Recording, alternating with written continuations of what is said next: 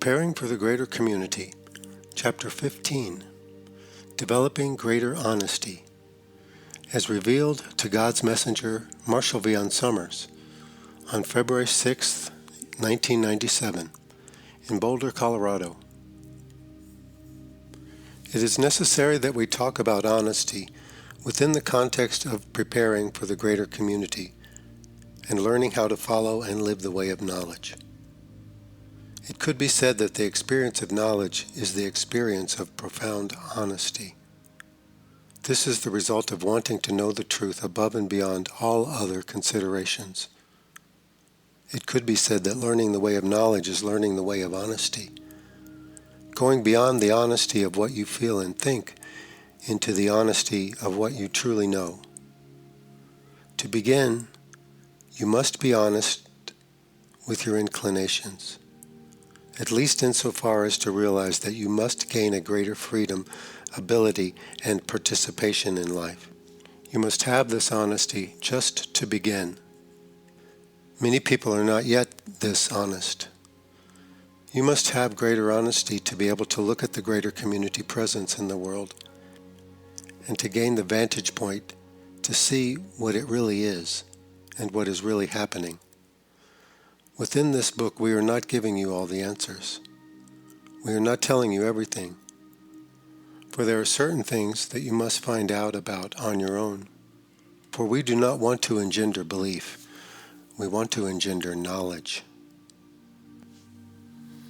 It is enough for you to know that you have competitors in the world who are vying for control of this world, who are establishing influence here, and who are fulfilling their own objectives and mandates in doing this. They are not part of your spiritual cosmology. They are just sentient beings from another world. In fact, they represent several groups of sentient beings from other worlds who are here to find resources and to establish alliances. To know more, you must go deeper yourself. We open the door, but you must go through. It is not necessary for you to know their names or what world they come from. That would be meaningless at this point. This information is reserved for the serious student of knowledge. Why do we withhold this information? Because we value your integrity, and we want you to develop your integrity. We value your potential for honesty, and we want you to develop your honesty. We value your strength and your determination, and we want you to develop your strength and determination. Otherwise, you would read this book and have a whole new set of things to believe in. But belief is not what we are seeking to engender or to embellish here. You need a certain perspective, that is true. You need a certain orientation to be looking in the right direction. We are pointing in the right direction. We are giving you the orientation, but you must take the journey. It is not enough simply to know about the presence of the greater community or to accept the possibility that they are here. You must come to know what this really means. We are promoting knowledge, not ideas alone, but ideas are necessary to take you to knowledge, to aim you in the right direction, to bring you to the threshold of knowledge. That is the greatest service ideas can provide for you. But beyond this threshold, ideas cannot go. You venture forth without a solid construct of ideas into the pure realm of experience in knowledge. To get there, you must become really honest with yourself. This is necessary to engage in the process of discerning what you want from what you know. You may be well acquainted with what you want, but do you know what you really want? Do you know what is really essential for your being? Do you know what has brought you into the world? Do you know what you must fulfill here? You may have ideas about these things, but do you really know? You may say, well, I am here to bring peace. I am here to help people. But these are only generalizations. Your purpose in coming here is more specific than that. Your mission in being here is more specific than that. We know you do not yet know these things fully. If you are honest with yourself, you will recognize you do not yet know these things. That is good. It is good to be so honest. It is good to have an honest evaluation. It is good to know what you know and what you do not know. Maybe you only know a few little things. Maybe you only have a few pieces to the puzzle, a few clues to the mystery. But that is enough to begin. The problem is when people think they know what they really do not know, because they cannot distinguish between their ideas and what is truly known within them. They cannot distinguish between their thinking mind and their knowing mind. Some people say, "Well, I am very intuitive," but that is not it. Being intuitive is simply being more sensitive.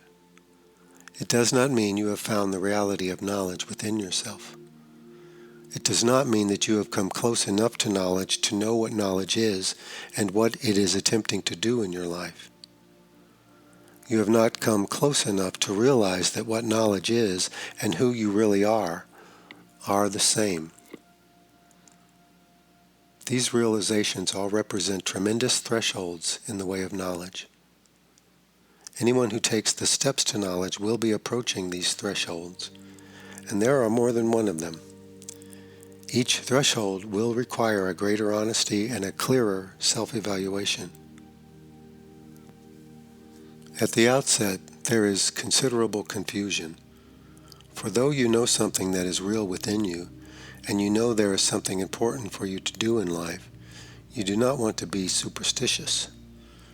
You do not want to have wild ideas. You do not want your approach to be merely self-seeking. You do not want to be governed by fear or ambition. So you are unsure that you are doing the right thing, and you do not know where it is taking you, and you do not know what it will require. But you have the honesty. You have the response to yourself, the responsibility to knowledge, to take the next step. Knowledge only asks you to take the next step. It does not ask you to realize what you cannot realize, to accomplish what you cannot yet accomplish, or to become what you cannot yet become. It only asks you to take the next step. For many people, though, they do not have the self-confidence to simply take the next step. They want to know the whole picture. And since knowledge will not reveal it all to them, they invent it for themselves. Or they garner it from other people's inventions. They fill in all the spaces with their ideas and their beliefs until they have a complete explanation. Perhaps you have done this yourself to a certain degree. You can certainly remember talking to someone who seemed to have all the answers, but did they really know? Perhaps they were very firm in their conviction. Perhaps they felt very strongly about what they were seeing and feeling. But did they really know? Were they honest enough with themselves to know the difference between what they believed and what they know? You will be with people who even say, "I know this to be true. This is the truth. I know it."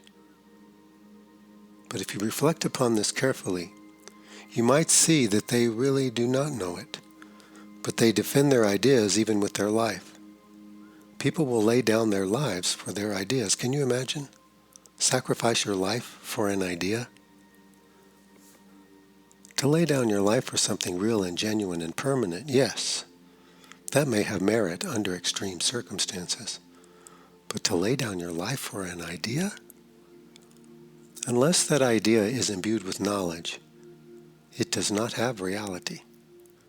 And if everyone believes in it and relies upon it without knowledge, it does not have reality. These things that I am speaking of represent realizations. Each realization is a threshold in and of itself. But over the course of life, there are great thresholds over which you must pass if you are to fully realize who you are and why you are here. These great thresholds require tremendous self-evaluation and re-evaluation.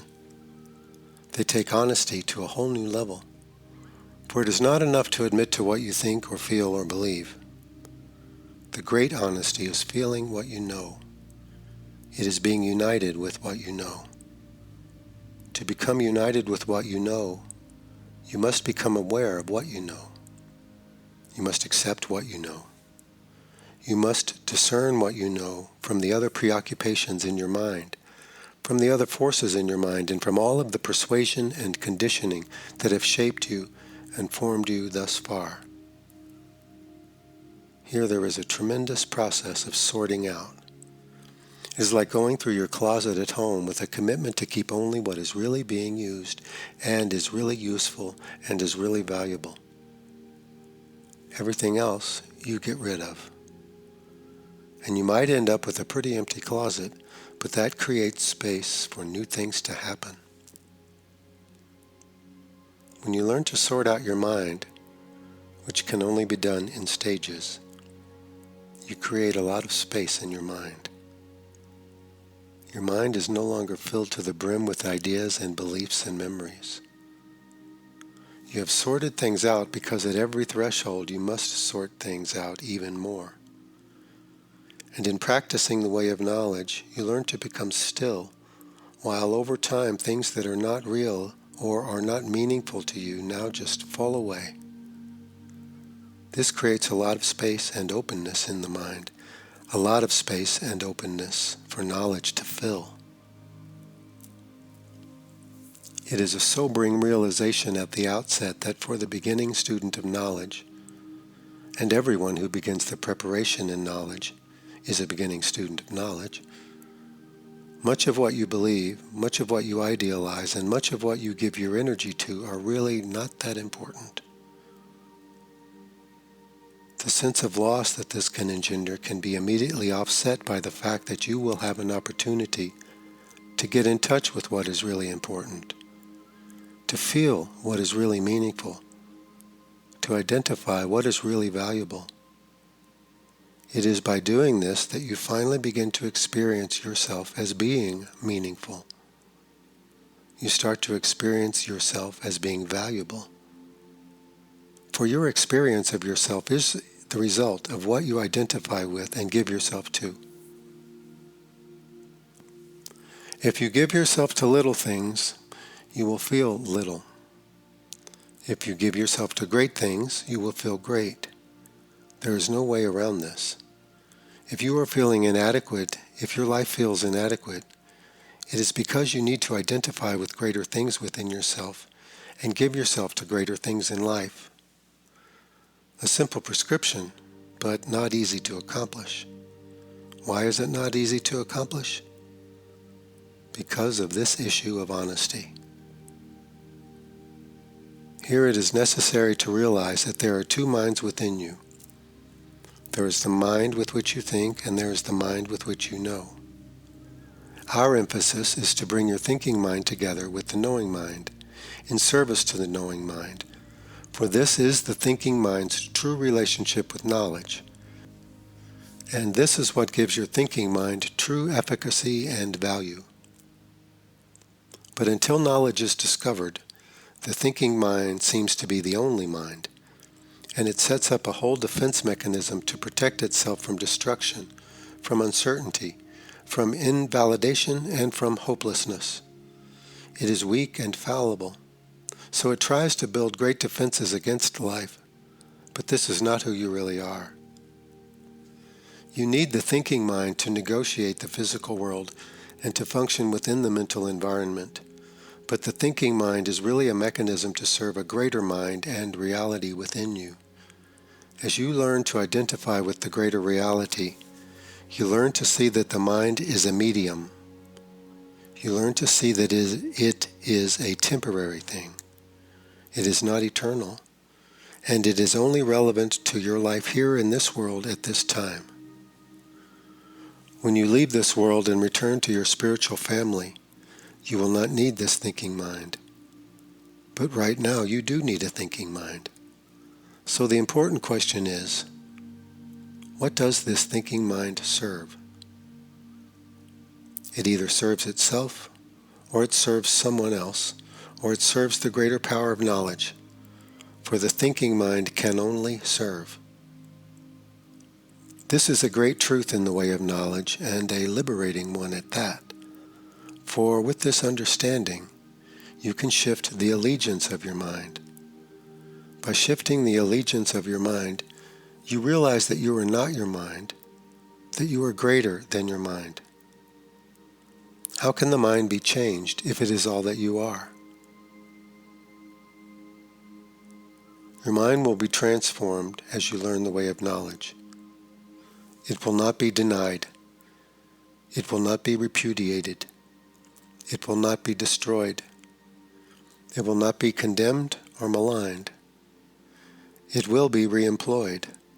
It will be transformed. It will become a great instrument of communication. That is the ultimate purpose and value of the mind. When the mind serves the spirit, then the body can serve the spirit and everything serves the spirit. This is a complete transformation of your experience. Its fundamental reality is honesty.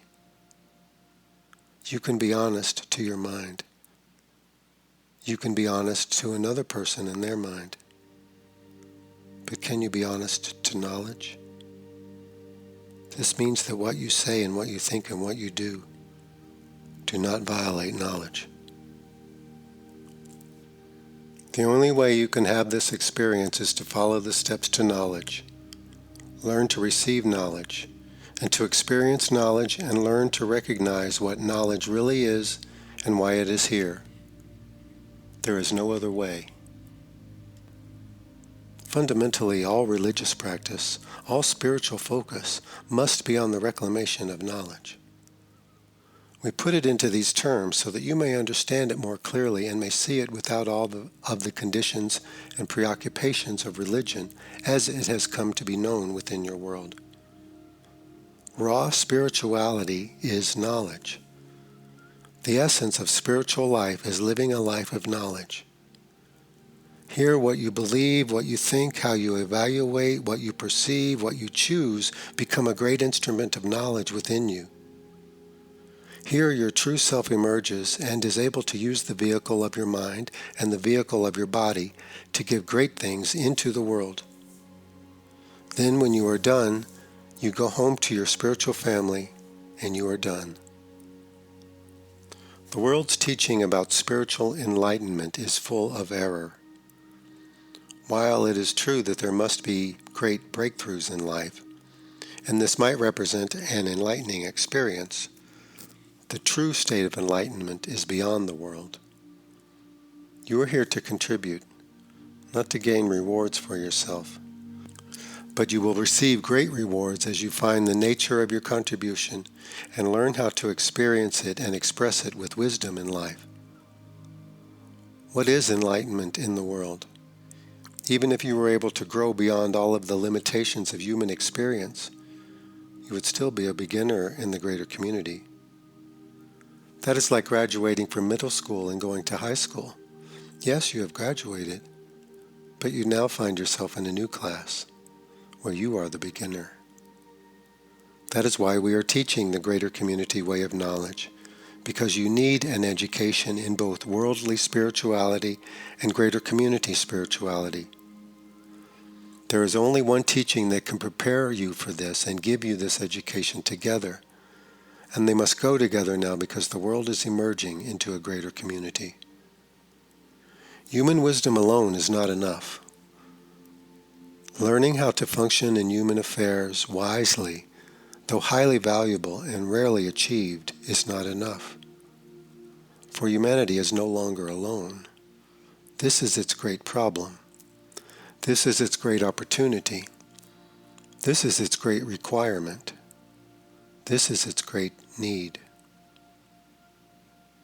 As you read this book, it will be an exercise in honesty for you. Let us clarify what this means.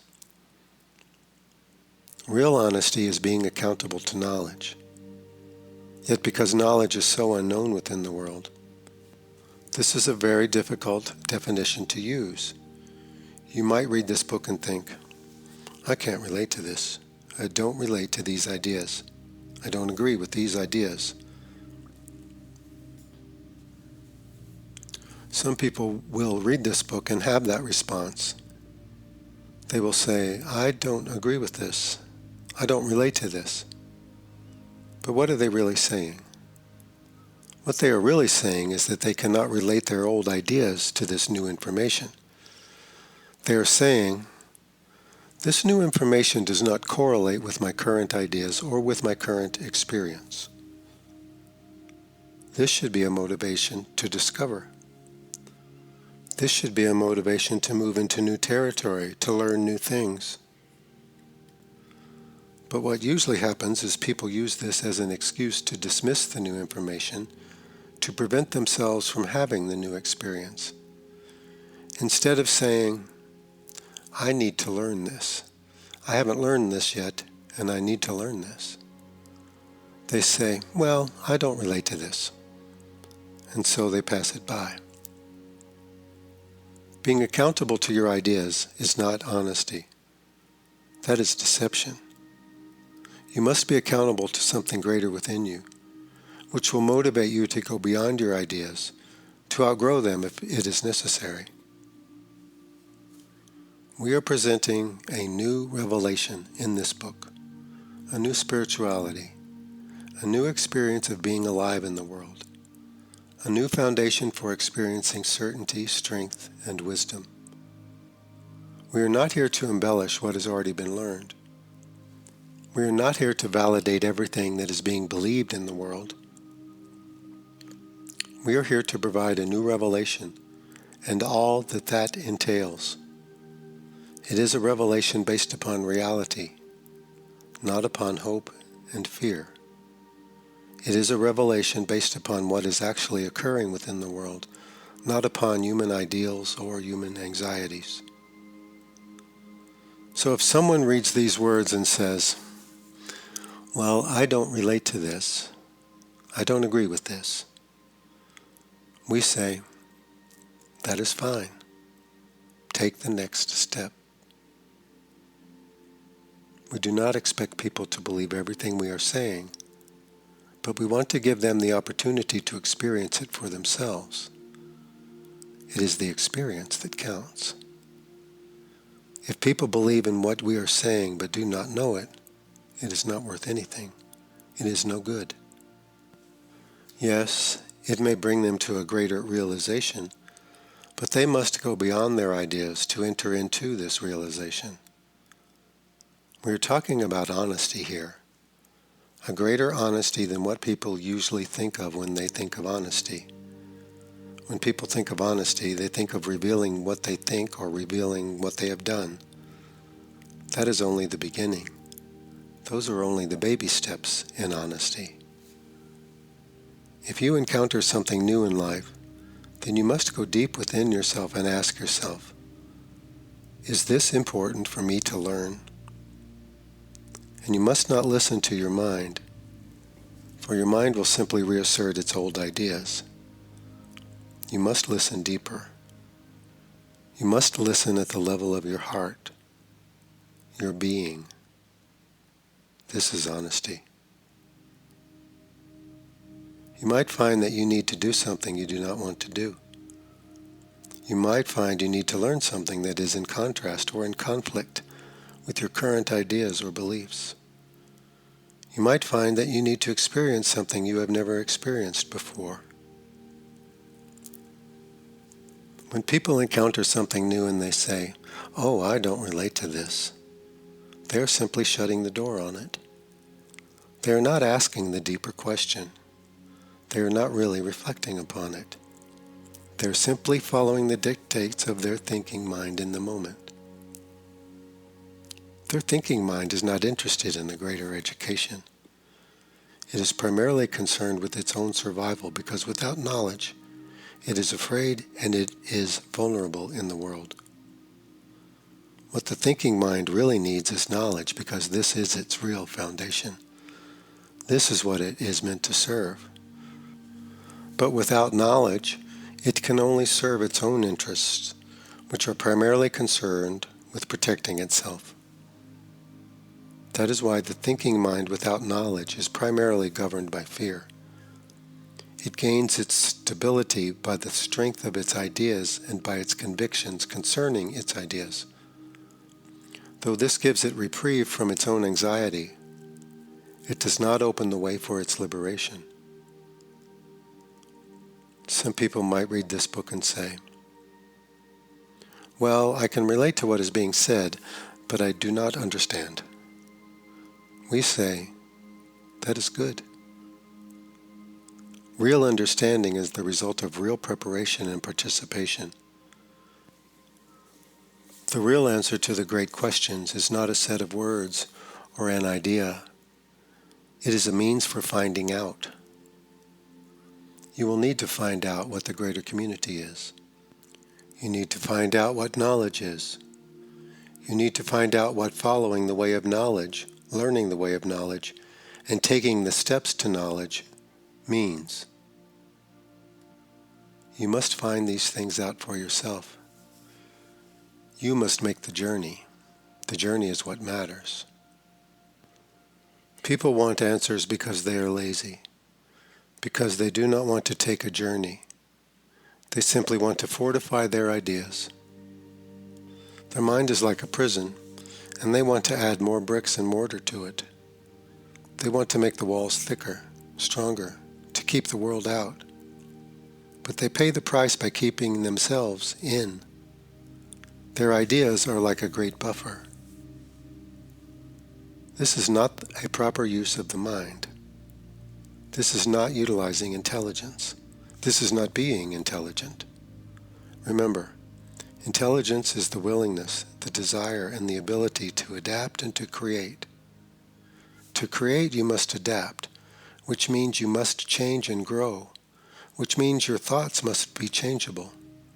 No matter how useful they may seem at the moment, they must be changeable, and you must be able to change them. If they are fixed like concrete, then they will bind you, they will imprison you, they will prevent you from seeing and knowing what you really want to see and know. The mind must be stirred constantly because it is like concrete. If you stop stirring the concrete and adding the water, it hardens, and then you cannot work with it. People's minds become like hardened concrete. You cannot work with them. They are entirely fixed in the way they think. Their beings are prisoners within their own creation. They have walled themselves in. They cannot hear the Creator speaking to them now. They can only hear their own thoughts. They cannot hear the deeper minds of others calling to them. They can only hear their own thoughts. They cannot face life as it really is. They can only see life according to what their mind will reveal to them. They are slaves to what should serve them, for the real purpose and function of the mind is to serve the being, is to serve knowledge. For them, honesty is simply being obedient to their ideas, being consistent in their thinking. Take to heart what we are telling you here. Ask yourself deeply what is important, but do not be satisfied with immediate answers, for you must go deeper. You must stop living at the surface of your mind and penetrate to its depth, to its core, for that is where the reality is. What is at the surface of the mind is layers and layers of conditioning, walls, blocks, shields, scar tissue. The mind is like a machine at its surface until it has become liberated by knowledge. That is why many people act and react in predictable ways. They are governed by forces they do not even recognize. They never think to question their ideas. They never think to really question their values. They do not want to deal with the uncertainty of doing so. They do not want to risk what they have, even though they have so little. When you are honest with yourself, this means being honest with knowledge. If you do not know what knowledge is, then you must find the way to knowledge. You find the way to knowledge by calling upon knowledge, by going beyond your thoughts and beliefs, going beyond what you can relate to or what you believe in or what you have experienced thus far. The preparation and steps to knowledge will enable you to do this, for it does not appeal to your beliefs about certainty, strength, and wisdom. It teaches you how to appeal to knowledge. This is different from seeking some psychic force outside yourself. This is different from opening your mind to whoever wants to dominate it in the mental environment. This is coming home to knowledge within yourself. Being true to yourself means being true to knowledge, to what is deeply known, to what is the real meaning and current of your life. You can only develop this ability by taking the steps to knowledge, by opening your mind so that knowledge can emerge there, by learning to still the mind so that you can learn to see through its mechanisms, by learning how to direct the mind and to develop its greater capacities. Here the mind learns to serve. Here it gives up its pretense of being the master. Here the whole pursuit of mastery changes, for in the world there are no masters. This is true because in the greater community there are no masters. This is true because knowledge is the master. It is the master in you. It is the master that the master creator has placed within you. It is your connection to God, to divinity, to truth, to purpose, to everything that is meaningful in life. How can you be the master when knowledge is the master? You can only express the master. You can only accept the master. You can only let the master transform you, revitalize you, and redirect your life. This is mastery in a real sense, but it is a very humble form of mastery. This is being honest. This is knowing what is great and what is small. Your body is small. Your mind is small. Your being is great. We are bringing you to what is great, so that what is small may have real expression. Then the body becomes greater and the mind becomes greater because they represent something greater. They demonstrate something greater. They are the vehicles for something greater. This is what is needed in the world, and this is what is needed in the greater community. This is what will give humanity strength and preeminence in the greater community. It will not be your technology, for that is still in very primitive stages of development. It will be something greater, something more important. What is technology in the greater community? Eventually you reach the limits of what you can do technologically, for there are limits. Then you try to develop strength in the mental environment, which is a great, great environment. But without knowledge, you still do not have a great foundation. You still cannot discern the truth. You still cannot know fully what you are doing or the meaning of things. We are giving you this greater community perspective so that you may gain a greater honesty within yourself, so that you may learn what being true to yourself really means, what it requires, and how it can be achieved.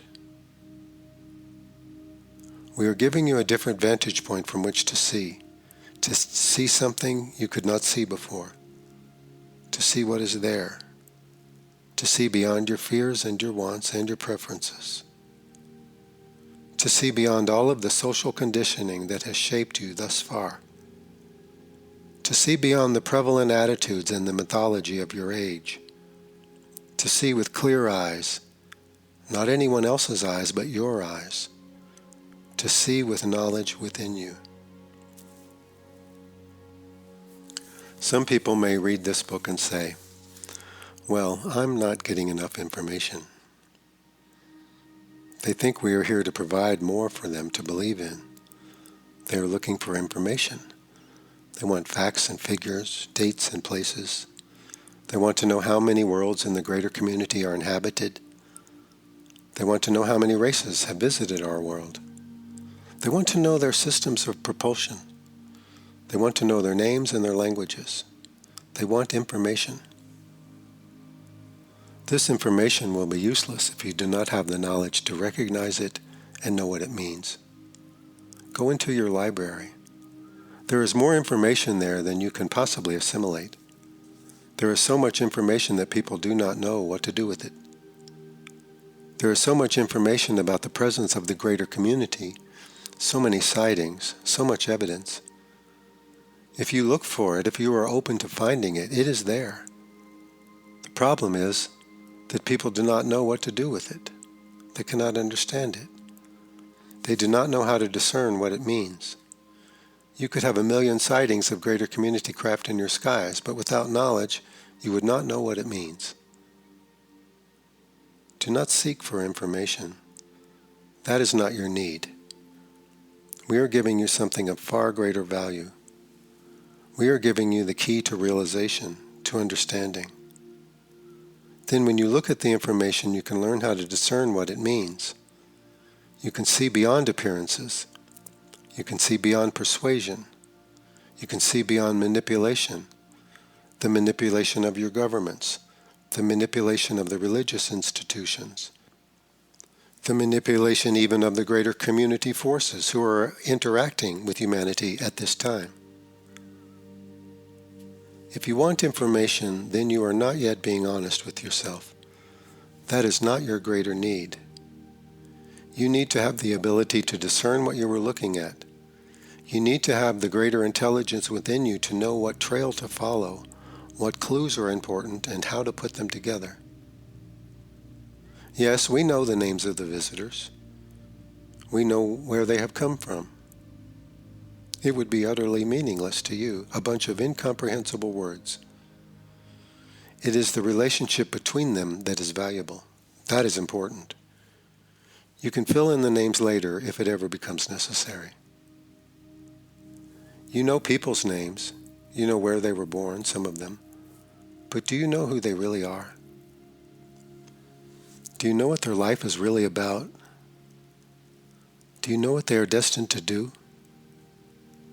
Do you know their deeper inclinations? Do you know why they are here? Therefore, consider the greater community and ask yourself these same questions. Either your mind will fill in the answers, you will get the answers from somewhere else, based upon someone else's ideas, or you will find the way to knowledge where you can know. The way of knowledge is the way of honesty. It is the way of relationship. It is the way of gaining a greater participation and a greater perception and understanding of life. But beyond this, it is a complete transformation of your mind and your being in the world. For you have come to serve the world in its present needs, and you have come to serve the world's needs for its future. For you are here now, and you are connected to its future.